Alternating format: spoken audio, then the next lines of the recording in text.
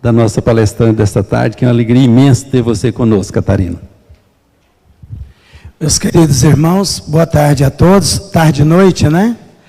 É sempre uma alegria estarmos aqui na nossa casa, em Radiação Espírita Cristã. Hoje é uma alegria em dobro, porque nós temos a oportunidade de receber a nossa querida companheira Catarina Rocha Monte. Então, em nome do nosso presidente Juquinha, da diretoria da Irradiação Espírita Cristã, nós queremos agradecer a presença da nossa amiga e dizer que a Irradiação Espírita Cristã estará sempre de portas abertas para recebê-la, sempre que for necessário. A nossa irmã Catarina Rocha Monte, ela mora em Fortaleza, no Ceará. Ela está em Goiânia nesse período porque ela está participando como palestrante do nosso 40º Congresso Espírita do Estado de Goiás. O nosso congresso esse ano, ele traz esse tema aqui da camiseta. Nós estamos lá participando do congresso. Conhece-te a ti mesmo. E para abordar esse tema, ninguém melhor do que a Catarina, porque ela é pós-doutora em filosofia, né? Ela é professora nessa área e é uma pessoa que tem um trabalho muito extenso nesse campo.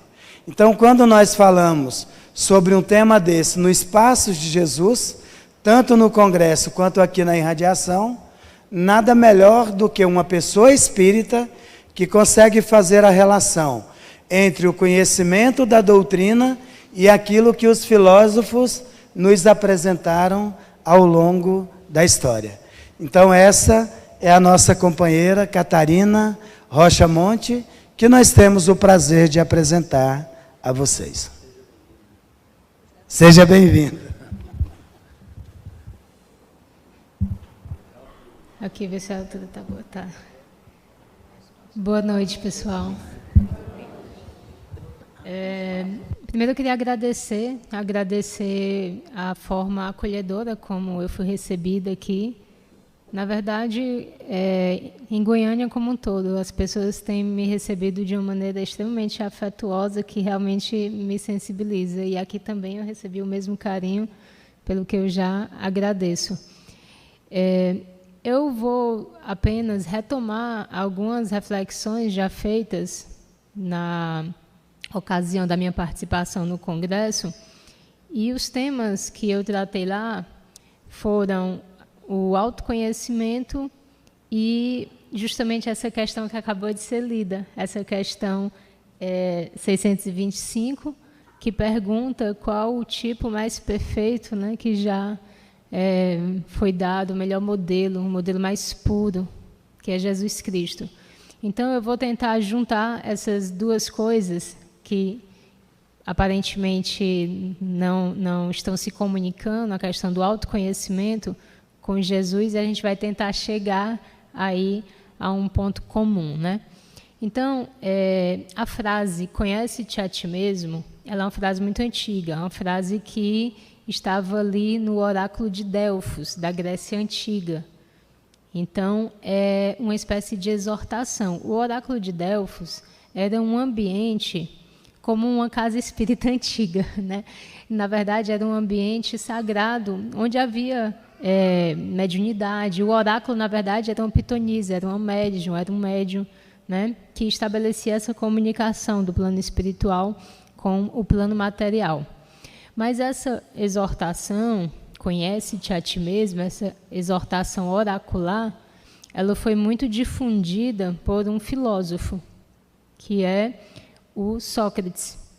E aí a gente retoma uma outra pergunta do Livro dos Espíritos, que questiona como nós podemos fazer para nos defendermos do mal e para nos melhorar, que é uma pergunta que todo espírita costuma se fazer, né? Essa pergunta, ela aparece no Livro dos Espíritos, salvo engano, 919, e a resposta, né, é justamente essa frase: conhece-te a ti mesmo. Só que a pergunta vai um pouco além, né? muito interessante, conhece-te a ti mesmo, mas como? Como nós podemos fazer isso? E quem responde é nada menos do que Santo Agostinho. E Santo Agostinho vai dizer: faze como eu fazia quando estava na terra. Ou seja, ele em vida era um grande filósofo, era também um padre, um bispo, o bispo de Hipona, e ele costumava fazer uma espécie de revisão do seu dia, sempre antes de dormir, se perguntando se tinha feito algo de errado, se perguntando se tinha praticado o bem. Então, fazer aquela revisão de consciência mesmo. Então, esse modo de nós nos conduzirmos é uma busca de autenticidade, é uma busca de nos aproximarmos cada vez mais desse caminho reto que Jesus, né, nos ofereceu e testemunhou para que nós seguíssemos. Voltando um pouco a Sócrates, ele já deu ali um testemunho acerca da imortalidade da alma. Então, Sócrates, ele traz uma mensagem muito importante para aquele contexto grego.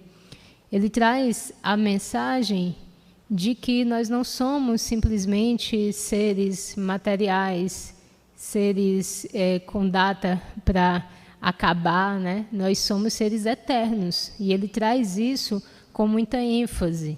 E a gente sabe que a verdade religiosa transcendental e a verdade filosófica, ela não é só discurso, ela não é só da boca para fora, ela é principalmente um testemunho. Então, Sócrates, como alguns devem saber, ele deu testemunho dessa verdade com a própria vida. Ele foi obrigado a beber cicuta porque ele estava corrompendo os jovens. Mas por que ele estava corrompendo os jovens? Porque ele estava exortando cada um dos atenienses a olhar para si mesmo, a buscar conduzir a sua vida de acordo com aquilo que eles eram essencialmente, almas imortais. Então Sócrates dizia: ateniense, por que você está preocupado com essas riquezas?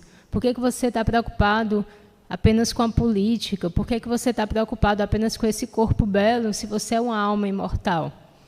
Se a gente for para esse período da Grécia clássica, a gente vai ver que os gregos, eles tinham um ideal, eles tinham uma forma de conduzir os seus afazeres baseando-se em determinados modelos de perfeição.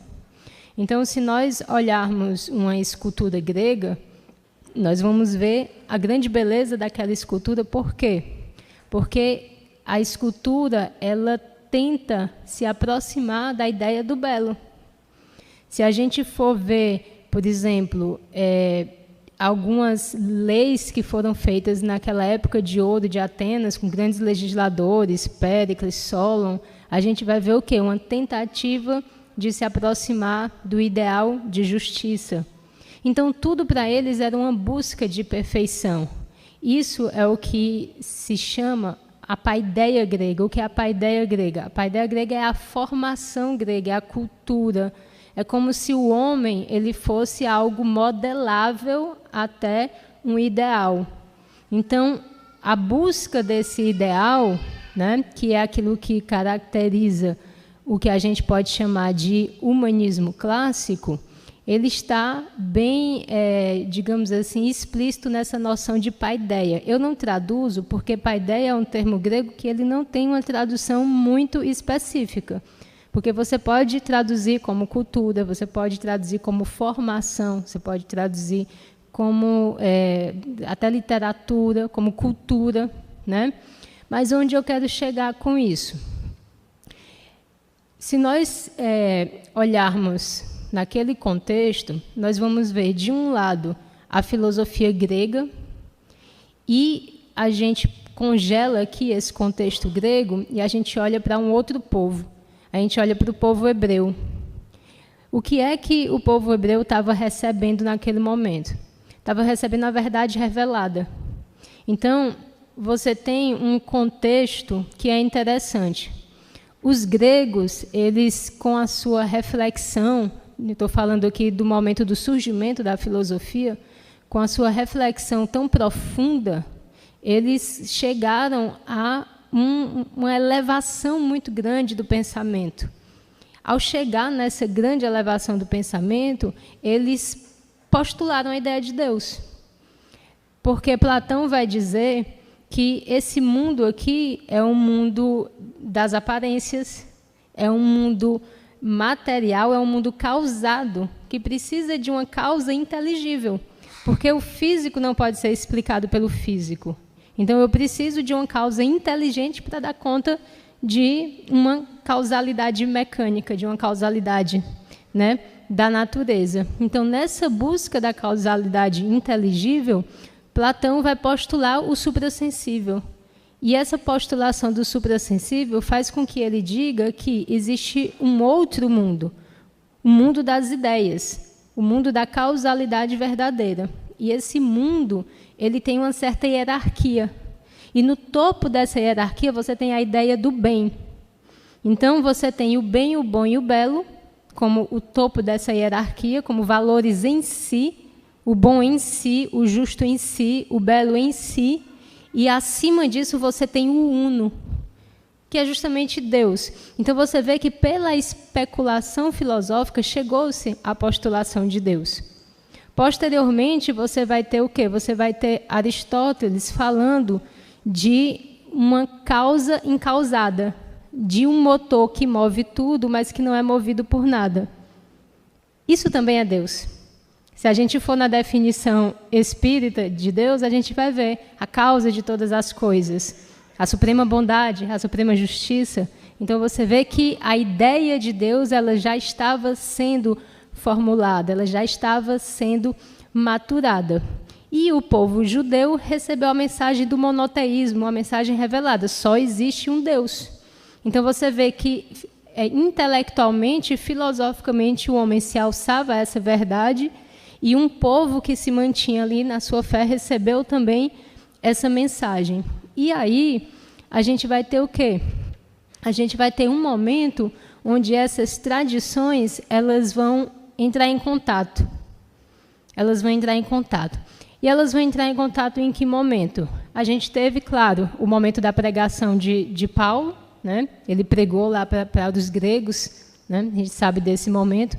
Mas a gente teve também um momento filosófico, um momento em que os primeiros padres do cristianismo primitivo, a primeira formação ali da igreja, os padres da Capadócia, Orígenes, eles começaram a fazer reflexões mostrando o quê? Essa relação através de uma noção muito importante, a noção de logos. Os gregos têm um termo chamado logos que também é difícil de traduzir, porque é muito peculiar. Logos significa razão, mas significa também palavra, significa verbo, significa discurso, significa ordem, significa harmonia. Então você vê a riqueza desse vocábulo logos. Então os gregos tinham a ideia de harmonia, de que o universo ele é regido por uma ordem, ele é regido pelo logos. Esse logos ele rege o universo e ele também rege a nossa própria vida. A nossa vida, para ser harmônica, ela precisa ser regida por esse logos. E aí, quando você abre o Evangelho de João, o que é que tem lá? O logos se fez carne e habitou entre vós. E habitou entre nós. E aí, é uma coisa impressionante você imaginar, né, na cabeça de um grego isso. O logos fez-se carne e habitou entre nós.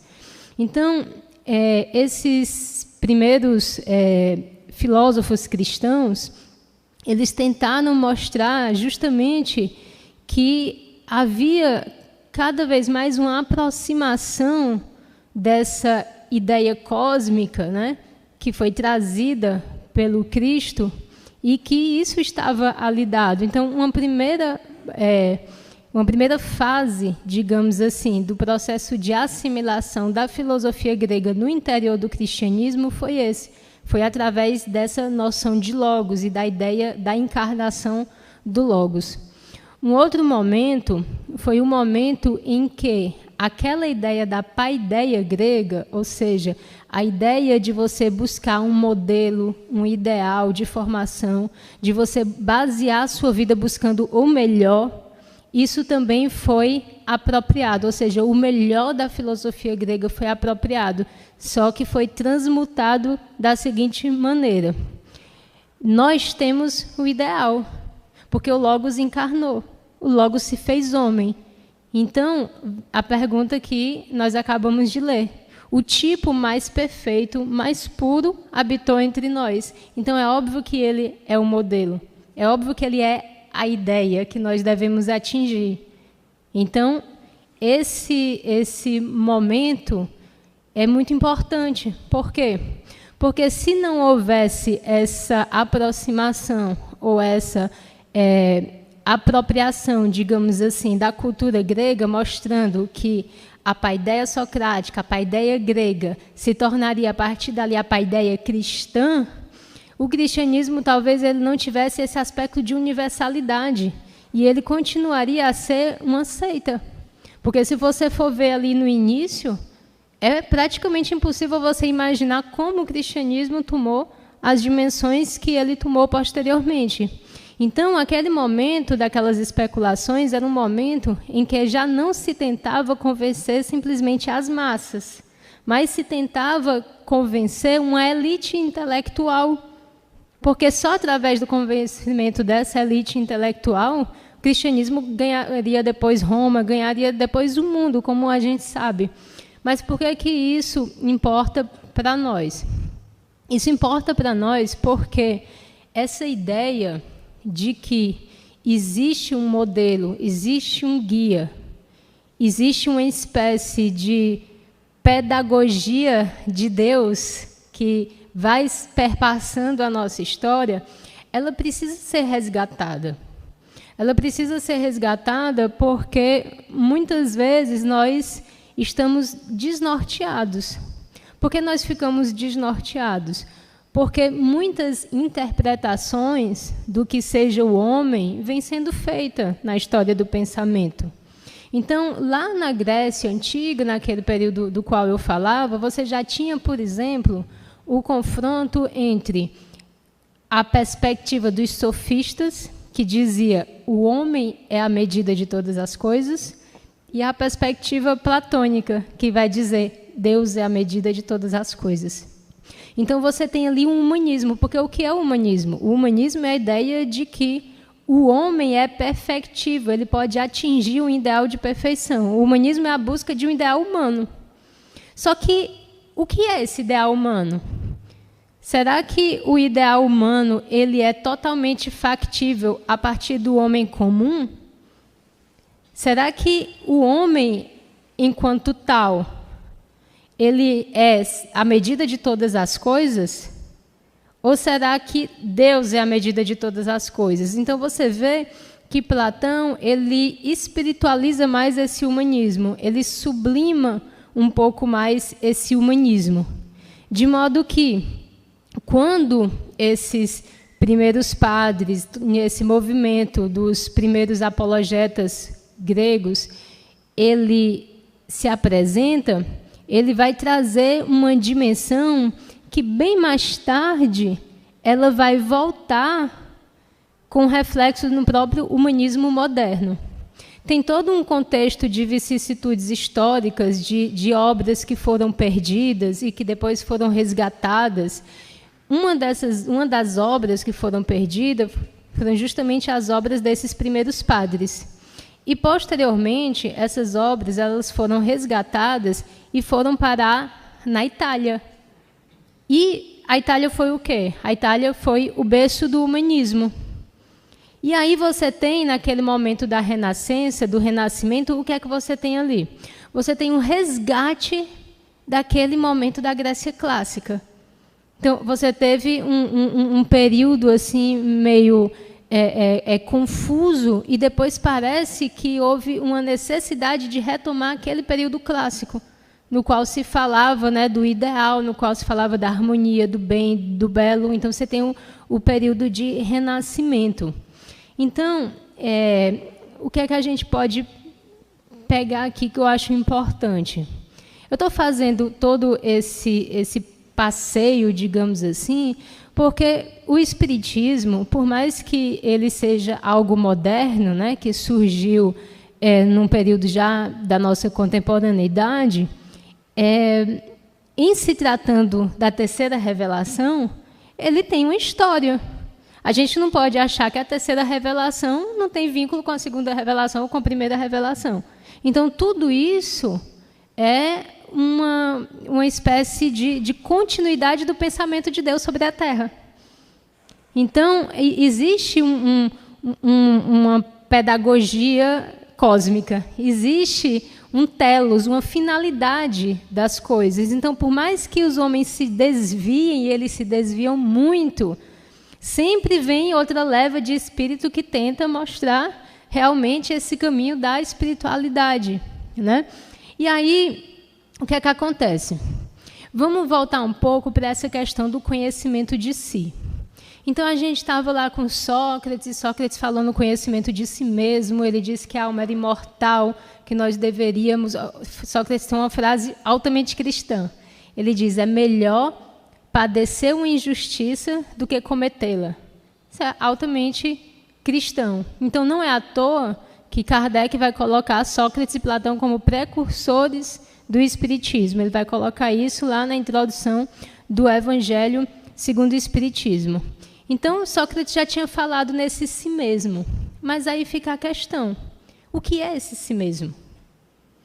Na modernidade, vai começar a se desenvolver o quê? Vai começar a se desenvolver a ciência.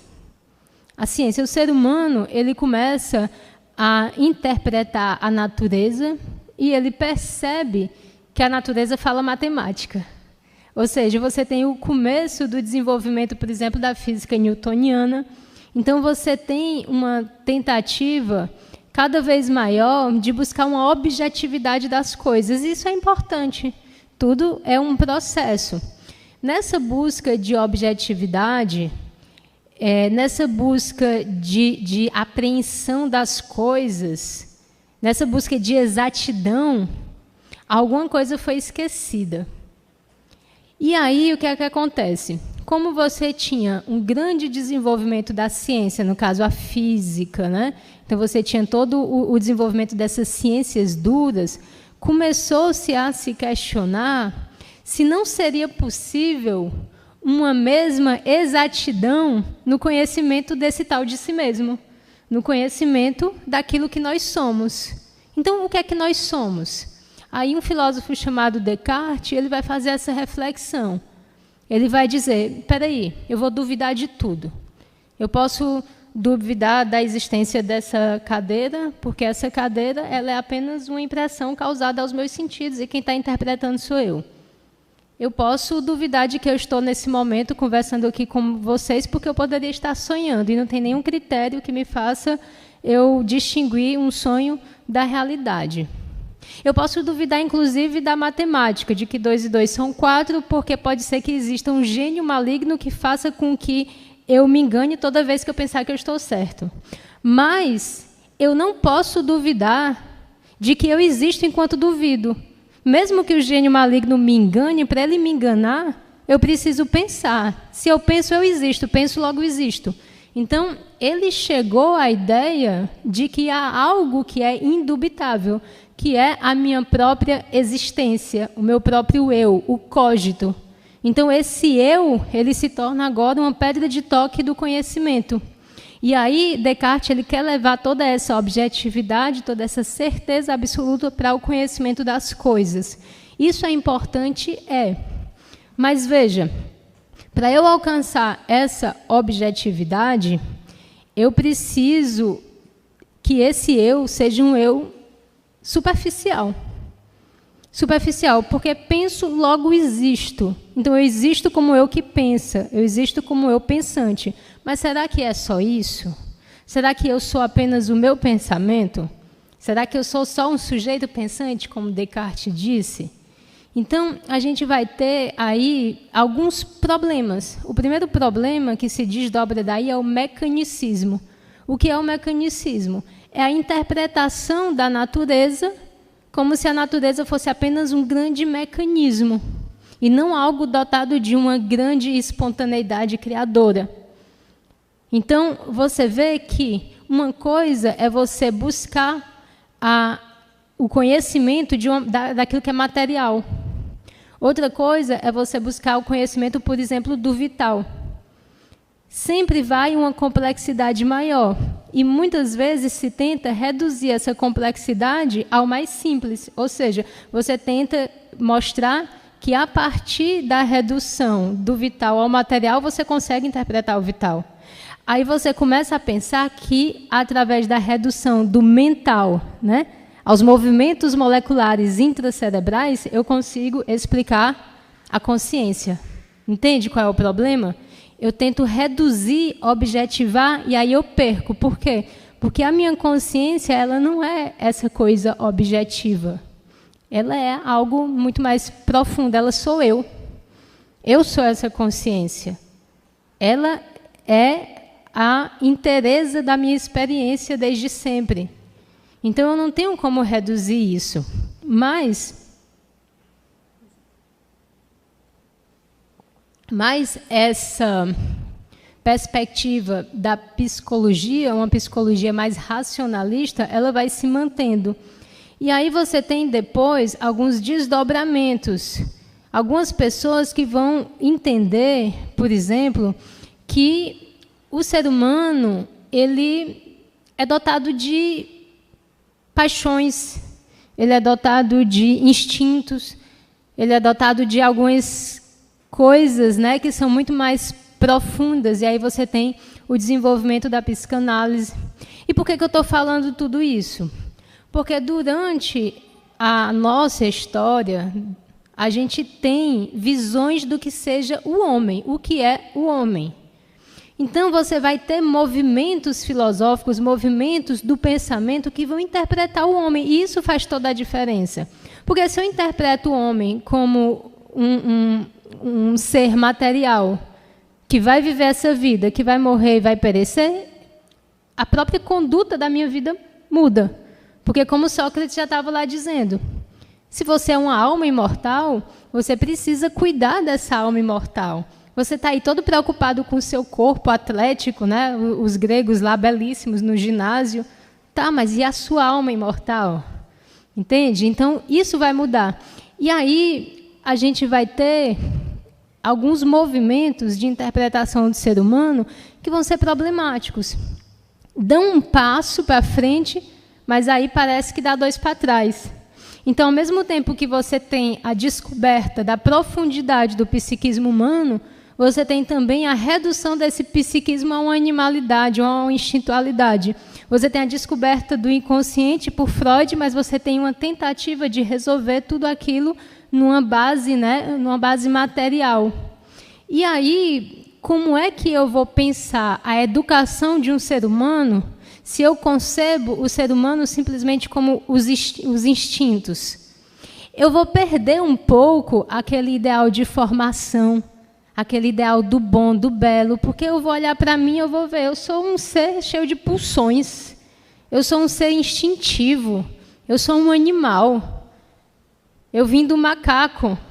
Então você vê que você tem aquele período humanista onde o homem era pensado de uma maneira altamente nobre, e depois você tem uma espécie de caída na real, digamos assim, em que as pessoas vão dizer, poxa, mas o homem não é essas coisas todas, né?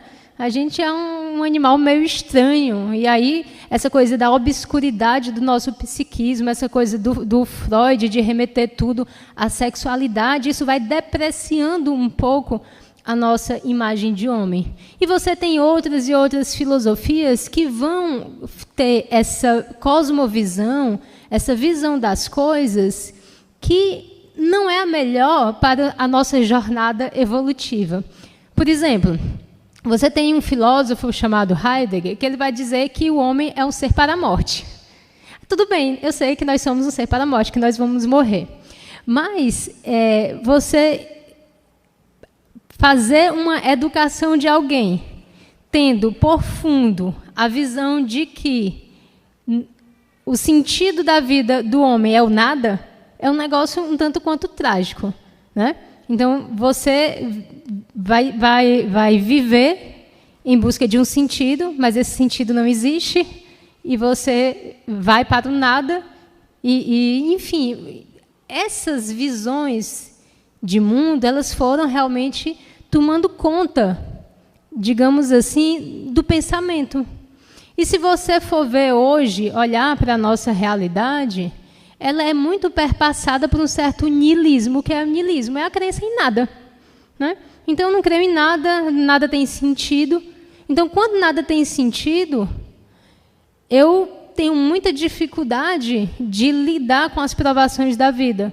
Eu tenho muita dificuldade de lidar com o sofrimento. Porque uma coisa é você sofrer sabendo que há sentido no sofrimento. Outra coisa é sofrer sem ver sentido para aquilo. Se você sofre e não vê sentido, você desespera, né? Porque o desespero é você não esperar. Você sofre, mas você não espera nada além de sofrimento. E isso responde pelo quê? Pelo alto índice de suicídios, o alto índice de depressões. Então, a gente vê que, por mais que a filosofia, o pensamento, a visão de mundo das pessoas que vai se disseminando na sociedade, a gente pensa que isso não é importante, mas é claro que é. Porque dependendo da visão de mundo que você tenha, dependendo da filosofia de vida que você adota, você vai se comportar de uma ou de outra maneira. Então, onde eu quero chegar com tudo isso? A filosofia cristã, o espiritismo, a metafísica cristã, a ideia que nos trouxe o Cristo, é a ideia de que o ser humano é um ser criado por Deus, amado por Deus e que tende para Deus. Vós sois luz, deixe brilhar a vossa luz. Vós sois deuses. Então, claro que a gente tem as nossas limitações, as nossas fragilidades, a nossa instintualidade. A gente sabe disso. Mas a gente também tem a dignidade de ser humano, criado à imagem e semelhança de Deus. Então, lembra que eu falei que Platão falava no bem em si, no bom em si, Aristóteles falava no motor imóvel. Aí vem Jesus. Como é que Jesus vai falar desse bem supremo? Ele vai falar Pai. Isso faz toda a diferença. Ele nos trouxe essa grande notícia. Essa notícia de que nós somos filhos de Deus. E que através dele, na participação, através dele, da filiação divina, nós nos aproximamos, né, dessa virtude cósmica, né, de termos a consciência da nossa filiação divina. Então, é muito importante que a gente tenha uma visão de mundo adequada. Não é uma questão de dogmatismo. Não é uma questão de você achar que encontrou a verdade absoluta. É a questão de um norte, uma bússola, um sentido. Então, se a gente fala em conhecimento de si mesmo, a gente tem que entender que primeiro a gente precisa saber o que é o ser humano, né?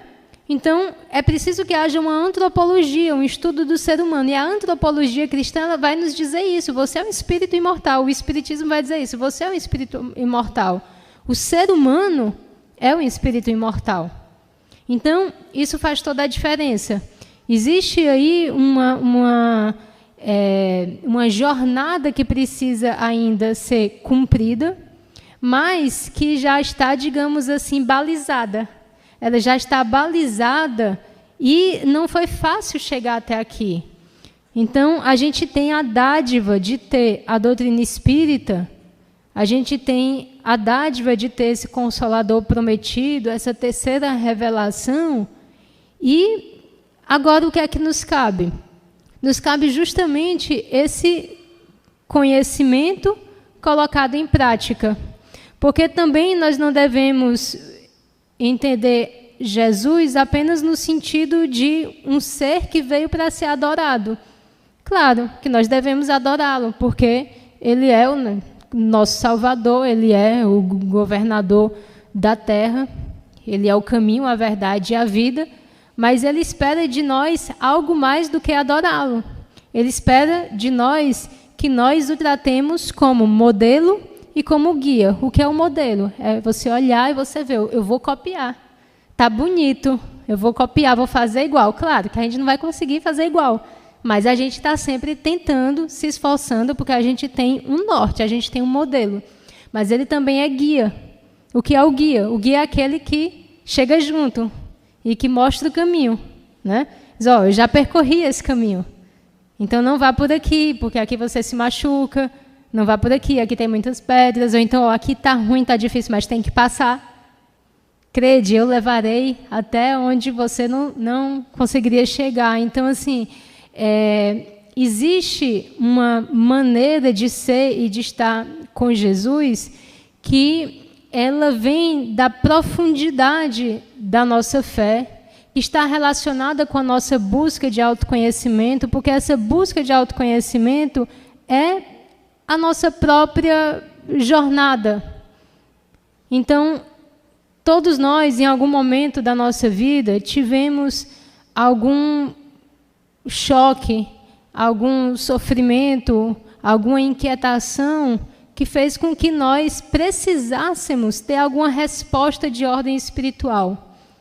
Então, às vezes, nós estamos extremamente externalizados, nós estamos extremamente voltados para a matéria, voltados para o mundo, e nós nos esquecemos daquilo que nós somos. E aí a vida vem e dá uma sacudida. E é justamente nessa sacudida que a vida dá, que a gente faz esse mergulho, que a gente retorna a si mesmo, e que a gente encontra nesse si mesmo uma força que brota do nosso íntimo, porque nós somos filhos de Deus e nós somos respaldados por Jesus na nossa luta terrena. Então, Jesus, ele é o começo e o fim, o alfa e o ômega. Ele está no começo da nossa jornada evolutiva, mas ele também está ali no final, nos esperando, porque a nossa conquista espiritual é justamente nos aproximarmos dele. Então, vocês viram que a minha tentativa aqui, ela foi mostrar que existe realmente uma relação entre o autoconhecimento, no sentido de que esse autoconhecimento é a busca do nosso eu profundo, a busca daquilo que nós somos verdadeiramente. E Jesus, quando fala conosco, ele fala para o nosso ser verdadeiro.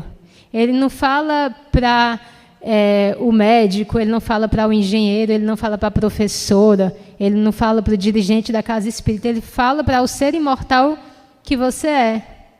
E ele faz um chamado. E esse chamado nos desperta para essa realidade imortal. Então, quando nós fazemos esse trabalho de buscarmos entender aquilo que nos cabe, de buscarmos entender aquilo que nós somos, nós nos aproximamos do Cristo, porque todo aquele que busca verdadeiramente a verdade, cai no colo do Cristo, porque o Cristo é a verdade. Então, se você busca genuinamente a verdade, você vai encontrá-lo, ele vai estar lá de braços abertos lhe esperando. Então, esse movimento de autoconhecimento é muito importante que ele seja respaldado pela fé. Porque muita gente também começa a cair numa espiritualidade difusa, numa espiritualidade vaga, em certos movimentos de autoajuda. E você prefere falar de um universo, mas você não fala daquele que sustenta o universo. Aquele que sustenta o universo é o Cristo. Então, essa possibilidade de uma relação próxima com o Cristo, ela é muito importante. O próprio Santo Agostinho, que foi quem respondeu essa pergunta sobre o autoconhecimento, quando ele era o bispo Agostinho, quando ele era o pai da igreja, quando ele era o filósofo Agostinho, o grande filósofo da patrística, ele escreveu um livro chamado Confissões. E esse livro é belíssimo, porque mostra justamente Santo Agostinho se encontrando. se encontrando. Então, Agostinho era uma pessoa que teve uma juventude muito tumultuada, né? Ele era o que a gente pode dizer numa linguagem atual, alguém pecador, digamos assim, alguém meio que se perdeu, né? Então, ele tinha uma vida mundana e, em algum momento da sua vida, ele ouviu uma voz que diz: toma e lê, toma e lê, toma e lê. E aí ele abriu a Bíblia e leu uma passagem sobre São Paulo. E ele narra nas Confissões toda essa trajetória dele, toda essa transformação que fez ele deixar de ser aquele homem do mundo. Ele, sim, estava agora no mundo, mas de uma outra maneira. Por quê? Porque ele descobriu que aquilo que ele buscava fora, na verdade, estava dentro. E tem uma das passagens mais belas das Confissões, onde ele vai dizer: tarde te amei, ó beleza, tarde te amei, eu te procurei fora e tu estavas dentro. Então, esse movimento desenfreado que nós, às vezes, reproduzimos de uma maneira inconsciente, em busca de prazer, em busca de felicidade, em busca daquilo que o mundo não pode te dar. Porque toda a alegria que não seja respaldada na lei divina, ela não é uma alegria verdadeira. Então, chega um momento de maturidade emocional, chega um momento de maturidade espiritual, onde a gente vai buscar realmente essa alegria do Espírito, onde a gente sente essa sede do Cristo, porque o Cristo nos chama com o seu hálito divino e nós tendemos para Ele. Então, não adianta a gente fazer essa busca interior sem estar respaldado por essa fé inabalável, porque o nosso interior, ele é muito obscuro. A gente sabe, pela doutrina espírita, que nós temos um passado muito pesado e que todo esse passado a gente carrega, todos os nossos desvios, todos os momentos em que nós não estávamos compenetrados da lei divina. Mas Deus é soberanamente bom, soberanamente justo. Ele é a misericórdia.